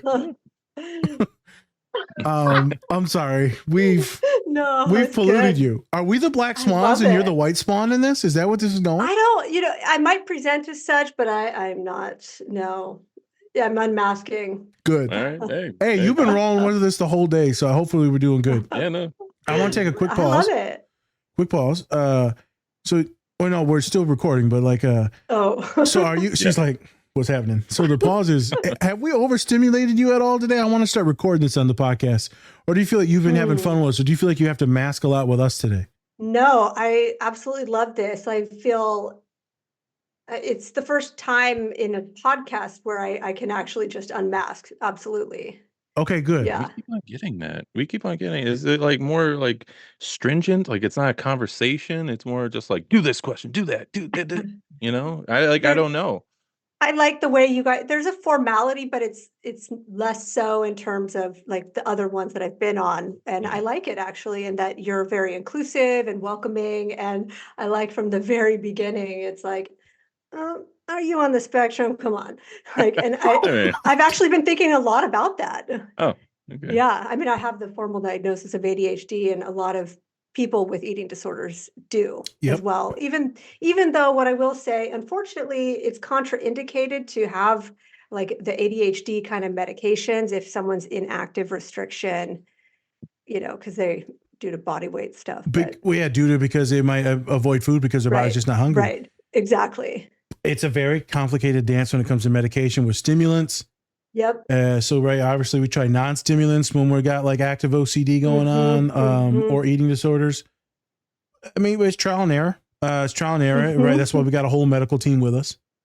And you're meeting with the clients weekly. This isn't a bi-weekly or every other week thing. Right. This is a weekly session with the kiddo. If it's bad, you know, hey, sometimes we're doing 2 30-minute sessions to check in. If they need inpatient, then they go inpatient. So I want to be very clear on this eating disorder stuff. It's not just one therapist, multiple people, and maybe they do need inpatient, maybe they need outpatient, maybe they need DBT skills, or maybe it's just the whole family dynamic is shit. And the kid could probably be healthy, but outside the family. Eating disorder is very complicated. So that was like a serious moment. Very, very complicated. My heart goes out to all of you who struggle with it. I got some body dysmorphic stuff, but it hasn't disordered the eating too much. My ADHD doesn't lend me into eating and snacking and snacking and snacking. There's some stuff in that. It's hard to break some of these cycles. I'm glad you brought up the diet culture is not a thing. It's not a full lifelong thing. The dieting and not dieting, dieting. It can be horrible on your body and digestive system. Many of my girls and young women have, you know, poor bone density now, breaking their ankles, legs, hips, fractures. Some of them are not having their cycle. Some of them are so low in their vitamins, vitamin Bs, iron, magnesium. I mean, these are badass women too. Let's not get it twisted. These aren't women that are just sitting in the room crying. These are women that get straight A's. These are women that are like all American in their sports. So there's very functional, these eating disorders. High achievers, right. High achievers, very functional. You got the other ones too that are, you know, isolated and depressed in the room. Sure. Spectrum, wide spectrum. So yeah, I wanted to ask you if we were overstimulating you, and I didn't think that we were, but like I see you're vibing, you're laughing with us, you're having a good time. I just want to make sure like you were good. You're so sweet to do a check-in. I appreciate that. I mean, it's just very much the therapist or clinician in you. I'm good, but you could see like probably my energy of like I love to laugh and giggle, but then there's also the other side of like just the rigid like. Yep. But also there's time, and you might need downtime after that. I ask, and it's not always technically about you why I ask or why Spencer asks. It's because I do care for like everyone on the podcast, but me and Spencer know that we can be a lot for some folks, and we don't want to hurt anyone because we know that we've hurt some folks because they got too burned out around us too quickly. True. And we also want to make sure that you are comfortable with like what we're saying and things like that as well, because you know some people just kind of go like ha ha ha and then they kind of go along with it, even though you know what I'm saying, like we also want to make sure you're having a good time, right? Thankfully I've learned nonviolent communication skills, and I am a fully formed woman and I can speak up for when there is an issue. There you go. Like to see it. Yeah. So the reason why we bring this up too on the pod specifically now is those of you that are in positions of power, or those of you that are maybe men, right? It doesn't matter what their gender identity is, whether it's cis or trans. But you should always make sure that people are comfortable. And our podcast tends to do that even on very specific topics. But there's ways to always check in on the people that are either on your podcast, in your room, as a therapist. Hey, you cool? Everything good?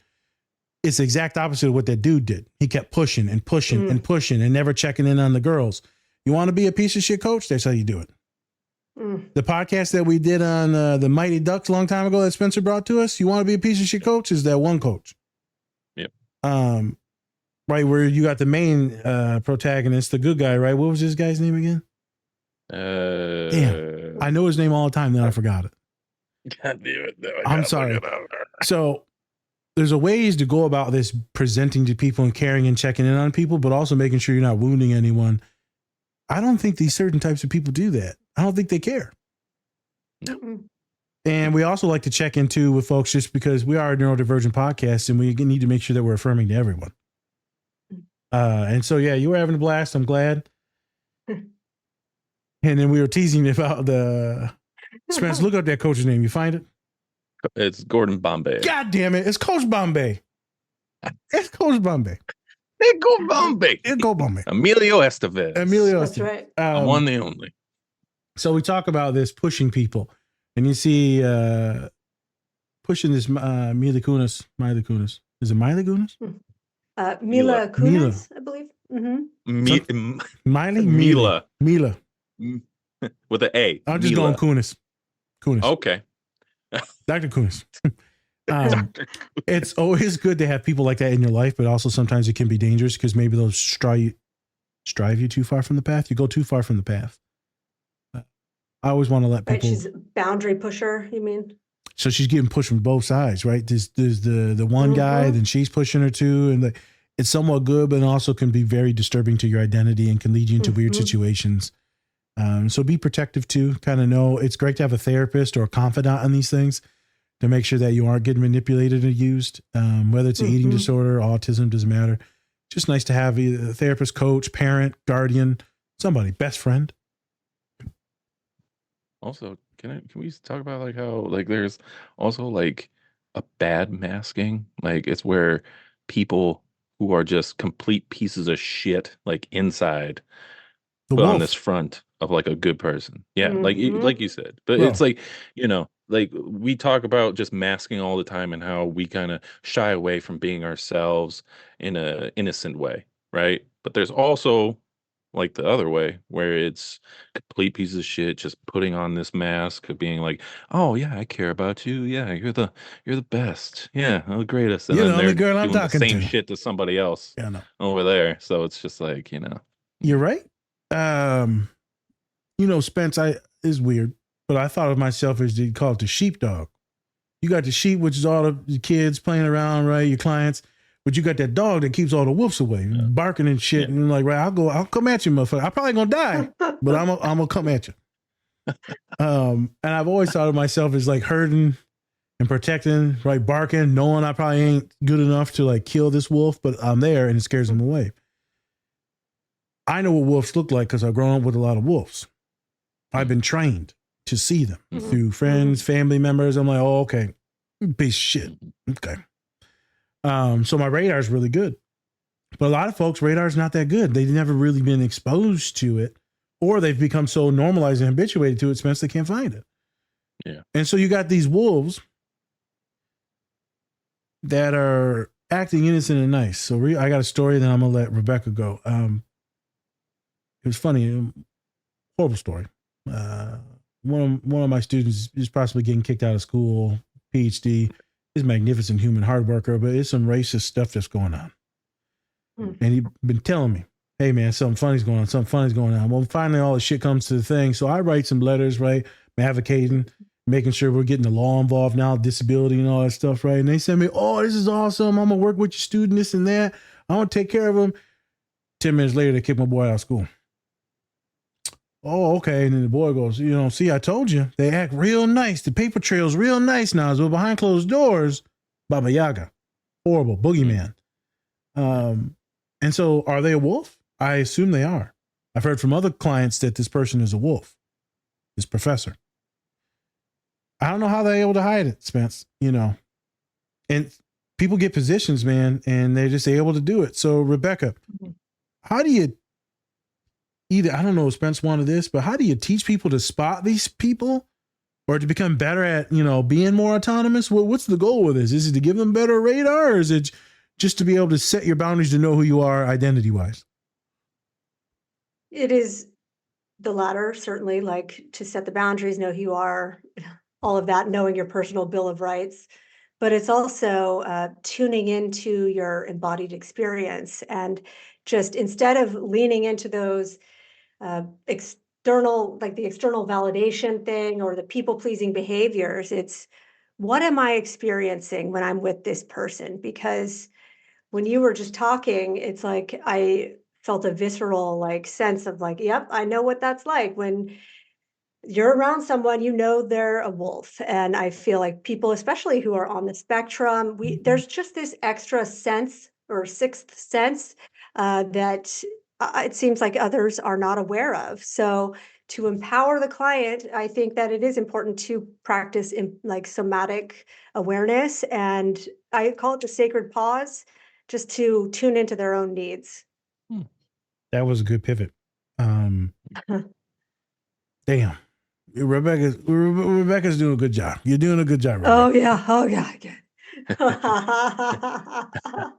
She's like, I know. I know. I know. Yes, queen. Yes, queen, Rebecca. You're right. Those somatic experiences. How do you feel? So just if you have alexithymia, so then you might not be able to do this as best.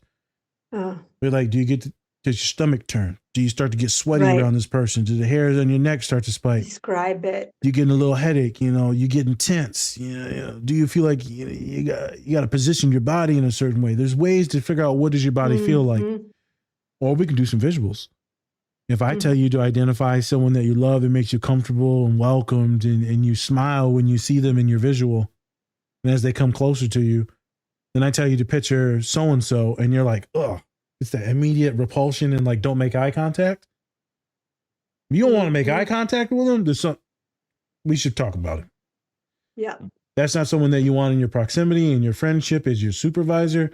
If you're like me and I was going to my internship and I got kicked out on some racist shit, which was confirmed by other white folks too. I was throwing up before work every day. I was just like my brother, Spence. Like I went into work, blah, and my dad's like, "What are you gonna do?" And I was like, "I just stopped showing up." And then I got kicked out because I was like, "I just can't go. I can't go." But I can't quit because I'm a man and I've like been through shit that a lot of folks ain't been through. And I'm gonna let this little white lady punk me out. But I ended up getting kicked out of it. It was one of the best things that ever happened because I met some wonderful black women after that made me the man I am today. But like I should have paid attention to my body and spoke up before that. I should have told my supervisor at school, like, hey man, I'm getting bullied. I'm getting bullied. And Spencer's been manipulated like this too at work. Hey man, we're going to put all these things on you to do this shit. I need you to learn it and do it. Yeah. It's like, that's not my job description, bro. Yeah. Then you bring that up. Well, you got to be a team player. Okay. All right. So I'm two positions in this team. Do I get paid for two positions? Am I getting paid for more? No. Oh, okay. Hey, I see. Am I getting overtime? Nope. No. Oh, okay. Yep. Hey, I like to be put in different positions now, but I got to get paid. I got to get paid. The Downward dog, my favorite. All right, here we go. Oh my God. Cat cow. I love yoga. These are all yoga. Cat dog. Last scene. As we wrap up. Okay. So that's a really long scene. I guess I just want to vibe off of you. Why that scene means a million different things. There's some psychosis going on. There's the good. There's the evil. There's some self-harm and some blood going on. I didn't know where the hell she ends up doing perfect. And it looks like she actually might die. Right. But I don't know if that's reality or it's all psychosis. Like she turns into a fucking pigeon. It's a swan. I get it. I just like saying pigeon. Hey, every bird's a pigeon. So why this? And what the hell do you think happened? What's your expert opinion? Well, I still think it's open to interpretation, and I like how to almost like take a Jungian approach where it's the person who's viewing it and it's up to their interpretation. But my interpretation is that she was having a psychotic episode, and we see that painted throughout like the film with like these very clear hallucinations. And traditionally hallucinations are more auditory, I think, in nature, but to paint the picture and to have the cinematic quality, I understand why Darren Aronofsky made it so that we could see it visually. But the psychosis, she's losing contact with reality, and that could be as a result of a whole host of things, really. Not the least of which her self-starvation. And then you throw on ecstasy and alcohol and stress. So I think she is having some psychotic breaks. And I'm trying to think of what else. Why did I pick the scene? I liked that she literally took it to the point of like what Charles Bukowski said is like, find what you love and let it kill you. And yeah, I know. So dark. Mine's chicken nuggets. So. Dinosaur shape there. Yeah. Jesus. And she didn't care. She was like, I was perfect. That's it. You see, in that ending, like she doesn't care that she's like dying. And that's truly the same thing with the anorexic individual. Because you know what I mean? Like, I didn't care. If it meant that I achieved that perfection or the promised lands, then I didn't care. And that's why most people don't want to work with this, because it's maddening. You're not speaking to someone who is sound of mind. Sometimes you're speaking to the eating disorder, and I'll tell it to my clients. So I'll be like, hey, I'm gonna take a pause. I ain't talking to you, Rebecca. I'm talking to your. I'm gonna talk to that asshole that's in your mind manipulating you. So you back there, and they'll be like, "What are you doing?" And so it can get interesting trying to talk to that disorder. The one book that my boss had me read was something about Ed. Damn. Oh yeah, My Like- Life with Ed. Yeah, My Life with Ed. So there's a lot of narrative theory in there. I So good. love narrative therapy. Love that book. Me too. I have a lot of clients read that book. There's little homework and journals in there, right? I mean, it's magnificent. When you were talking about that, I was like, wow, that's really incredible that he knows to intuitively like separate the eating disorder self, to label it and externalize it. But it sounds like you've done your reading and your research. You know, brown people can read, Rebecca. Okay. Oh my goodness. Hey, don't You let went this there, you dyslexia just- fool you. Okay, Yeah. I can read. You know, I know you're from the Richie bougie parts, you know, but we read Right, too, yeah. Rebecca. You're one of those. Oh, You're one of the good ones. Oh, okay. We're joking. No. We're completely I joking. know. Completely. You guys are so irreverent. I love it. I don't even know what the fuck that means. I really don't. I think the What? regular fist. Spell it. Sound that motherfucker out, but use Sesame Street characters.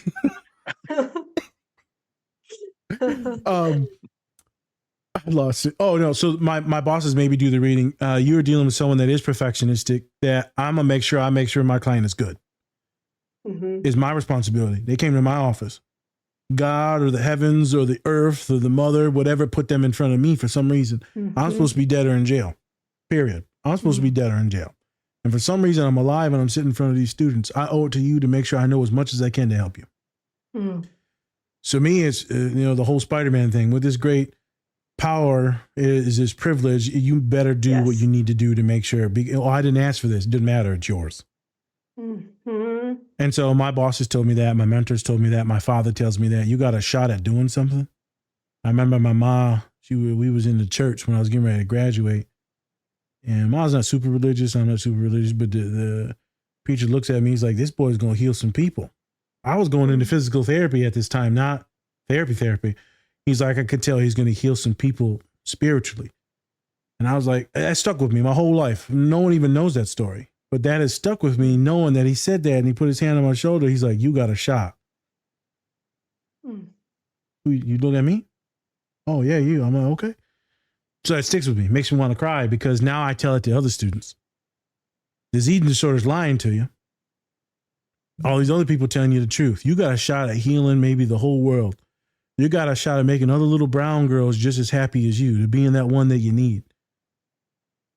And so when you use this narrative therapy and you use these identities, right, it could seem a little psychotic, but it is very helpful.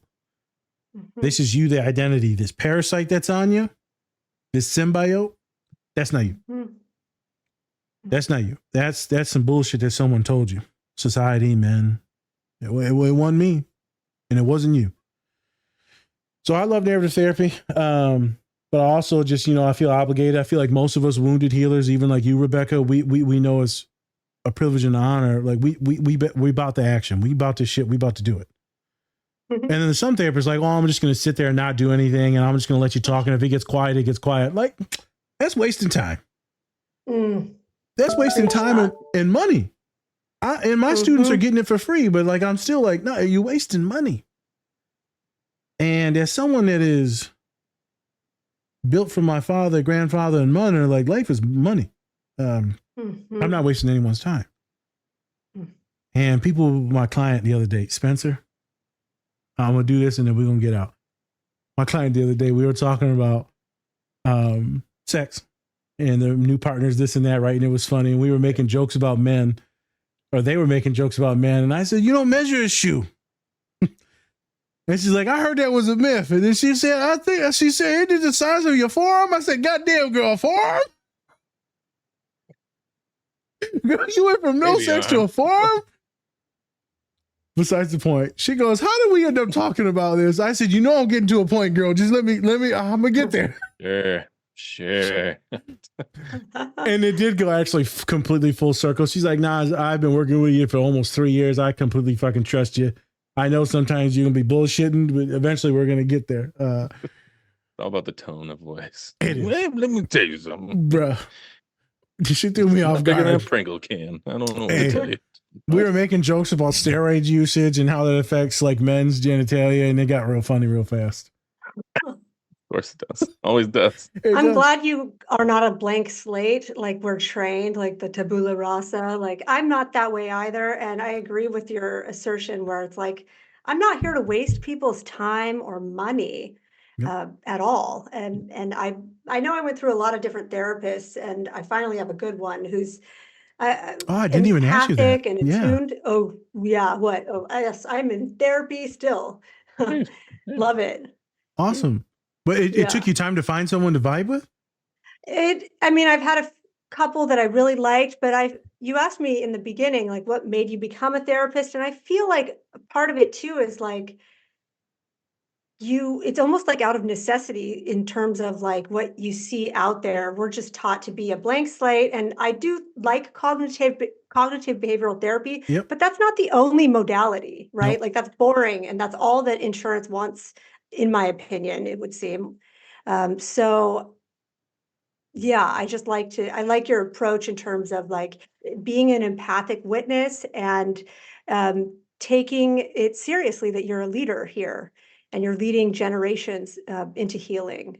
So I admire that.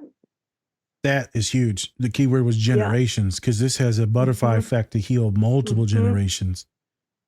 I said that in my boss's retirement speech. I said the embers of her burned into the walls, into the minds and souls of these kids. Mm. Right? The other people will know my old boss's name, Dr. Ruth. That's the woman that healed me. That's the woman that helped me. Other people are like, no. I'm like, man, she's been working here for 20 years. You know how many fucking generations? She's seeing her clients' kids. Did you say her name is Dr. Ruth? Yeah, I call her by her first name, Oh. Dr. Ruth. Her last name was Matthews. Okay. Yeah. So she was on Oprah back in the day. I know people too now, Rebecca. Right. I know Oh people my too. God. Mama. Oh. Mama. That's what I call her. Well, she's next door neighbors with us, man. So I know. Can we? I would love to call her that. She's hey, like, I no, got mama issues, girl. What you got, mama? Spence, you got any final toppings to put on this podcast? Any seasons? Yes, just perfection is an unattainable goal. So just stop trying to be perfect all the time. Mhm. Yeah. Rebecca, you got Amen. any croutons you putting on this salad? Yeah, I would piggyback on that. It's about progress, not perfection, and to learn about who you are and what you want in this life, because it is precious. And perfection is really stopping you from that. So find ways to integrate the shadow self and to not go too in the black or white zones, as we've talked about. I'm trying to think of what else. What the other croutons? Don't be a dick. Yeah. Essentially, don't be French. Jesus. Yeah, you're right. You're right. It's a lot in this movie. I recommend that people check this out. A trigger warning. Yep. Rebecca, I loved having you on today. Love the humanity of you. I don't really care Thanks too for much having about me. all the other cool things that you said. It's just the person, the human. The joking, the laughing, the honesty, the vulnerability, right? I mean, the empathy, the willingness to engage, right? Our different identities, because it's hard to come on an all-male podcast, right? And autistic-led podcast. So all of those things make you a wonderful individual. I didn't even talk about you being a therapist or a mom or, all those other cool things, right? This identity I see, just the human. Holy shit. Yeah, human to human. We're humans first. Yep. I'm glad you're here. I'm glad that the Thank little you. girl in you got healed. Yeah. Yeah. Amen. Thanks, Yeah. guys. Yeah. Any plugs before we get out of here, Rebecca? Yeah, you can follow me at Rebecca Capps Wellness, or go to mindbodythrive.com if you're interested in some of the courses, if you're not in an active eating disorder. Yep. All right. Yeah. Awesome. Well, Yep. hey, thank you so much again, Rebecca. We loved having you on. Thank you. Definitely would have you on again if you're ever up to it. So Yeah, definitely. throwing that out there. Cut. I think I should All right. throw it. I don't know. Oh. I don't. Anyways, I'm Spencer. That's Nas, a Different Spectrum podcast. All right, everyone. Much love and respect. And remember, take care of yourselves. or don't. That's completely up to you. Peace.